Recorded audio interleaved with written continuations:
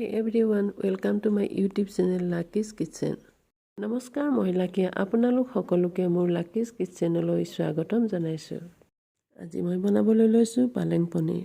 পালেং পনীৰ বনাবৰ বাবে মই দুমুঠি ভালদৰে ধুই পিছি লোৱা পালেং লৈছো, দুটা পিছি লোৱা বিলাহী, দুটা পিয়াজ বটা, 200 গ্ৰাম আমুলৰ পনীৰ লৈছো, কেঁচা জলকীয়া দুটা, গৰম মছলা, পনীৰ মছলা, গোটা জিৰা 1 চামুচ,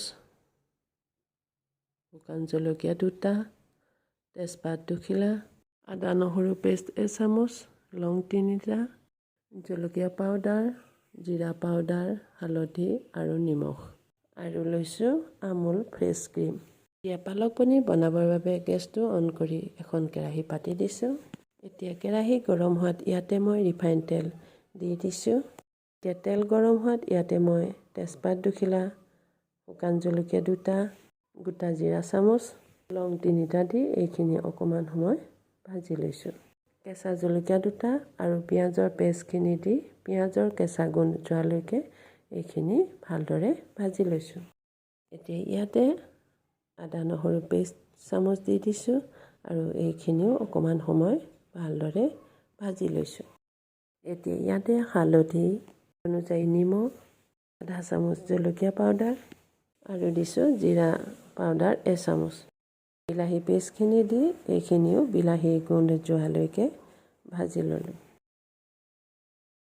এনেকুৱা পৰ্যায়তে পিছি লোৱা পালেংখিনি দি দিছো আৰু ইয়াতে 1 কাপ পৰিমাণৰ পানী মিলাই দিছো আৰু এইখিনি সিজিবৰ বাবে আধা ঘণ্টা সময় মিডিয়াম ফ্লেমত ৰাখি দিছো।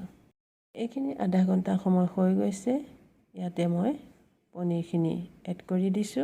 পনীৰখিনি দি এইখিনি অলপ ডাঠ হ'বৰ বাবে 10 মিনিট সময় গেছত মিডিয়াম ফ্লেমত ৰাখি দিছো। আগতে ৰিফাইন তেল ব্যৱহাৰ কৰিছো বাবে এতিয়া ইয়াতে মই 1 চামুচ ঘি মিলাই দিছো। এতিয়া এনেকুৱা পৰ্যায়তে গৰম মছলা আৰু পনীৰ মছলাখিনি মিলাই দিছো। 2 চামুচ পৰিমাণৰ ক্ৰীম মিলাইছো।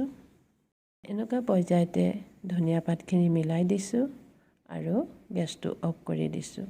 আপোনালোকে ইয়াতকে অলপ ডাঠো কৰিব পাৰে।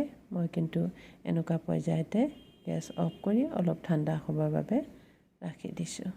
পনীৰখিনি অলপ ঠাণ্ডা হোৱাত এইখিনি এটা বাউলত উলিয়াই ললো আৰু অলপ ক্ৰীমেৰে সজাই এনেদৰে পৰিবেশন কৰিলো। এই পালক পনীৰ বনাবলৈ বহুত ইজি কিন্তু খাবলৈ বহুত টেষ্টি। মোৰ ভিডিঅ'টো চাই কেনে পালে? যদি ভাল পালে লাইক, শ্বেয়াৰ আৰু কমেণ্ট কৰিবলৈ নাপাহৰিব আৰু নতুন নতুন নটিফিকেশ্যন পাই থাকিবৰ বাবে ওচৰতে থকা বেল আইকনটো প্ৰেছ কৰি দিব। ভিডিঅ'টো চোৱাৰ বাবে বহুত বহুত ধন্যবাদ। শুভৰাত্ৰি।